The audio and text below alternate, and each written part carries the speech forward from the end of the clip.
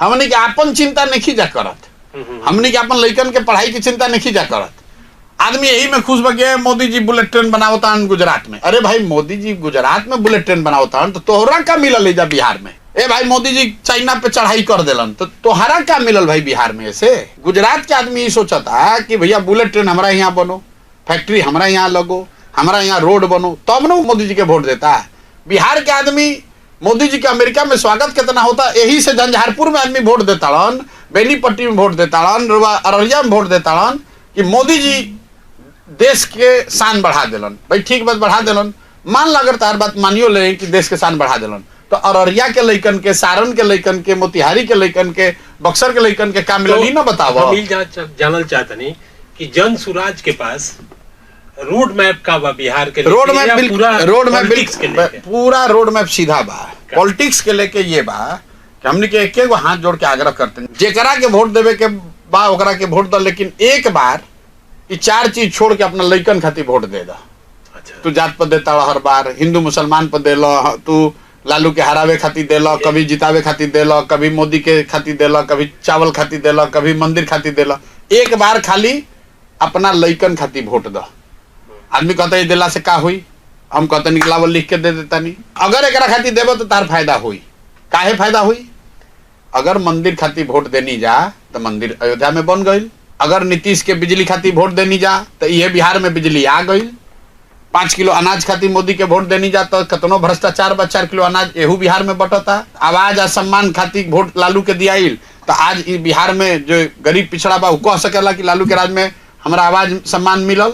अगर हमनी के सिलेंडर खातिर वोट देनी जा तो जैसे दूसरा राज्य में सिलेंडर बटल बा तो बिहारों में सिलेंडर बटल बा। अगर हमनी के गुजरात में विकास खातिर वोट देले बानी जा तो गुजरात में विकास होते बा। हमनी के लइका जाके गुजरात में नौकरी मजदूरी करिए रहल बान। ई का बतावता है? लोकतंत्र में वोट किसको दिया जा रहा है, इससे ज्यादा जरूरी ये बात है, ज्यादा महत्वपूर्ण यह है कि वोट किस बात के लिए दिया जा रहा है। मोदी देश के प्रधानमंत्री बावन, गुजरात के भी प्रधानमंत्री, बिहारों के प्रधानमंत्री। गुजरात में लोग वोट देता मोदी के बुलेट ट्रेन खाती, गिफ्ट सिटी खाती, इंडस्ट्रियल डेवलपमेंट खाती, विकास खाती। अब बिहार में मोदी जी के वोट हमने काहे खाती देता नहीं जा? 5 किलो अनाज खाती। ई रवा बताई कि मोदी के जौन वोट हमने के बिहार में देता नहीं जा, कोई कहाँ कहता कि भैया फैक्ट्री, शुगर फैक्ट्री जा लगाई तो वोट दे। ये देश में कौन ऐसा उद्योगपति बा जेकरा के मोदी जी कह देस कि भाई तोरा बिहार में 5 गो चीनी मिल लगावे के बाद केकरा दम बा की कह दी कि ना लगाई।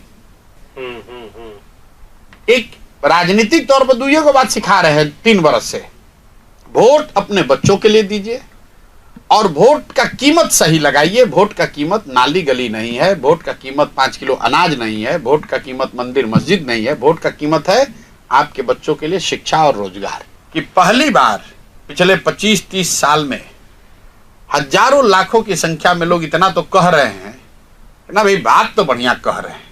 बिहार में प्रयास तो एक होना चाहिए था, ये प्रशांत किशोर कर रहा है, होना ऐसे ही चाहिए। होगा कि नहीं होने में 10 वर्ष समय लगेगा, 5 वर्ष लगेगा, ये लोग कहता, ये भी लोग कहता कि भैया घबराई मत, 5 वर्ष लागी लेकिन हो ही जरूर।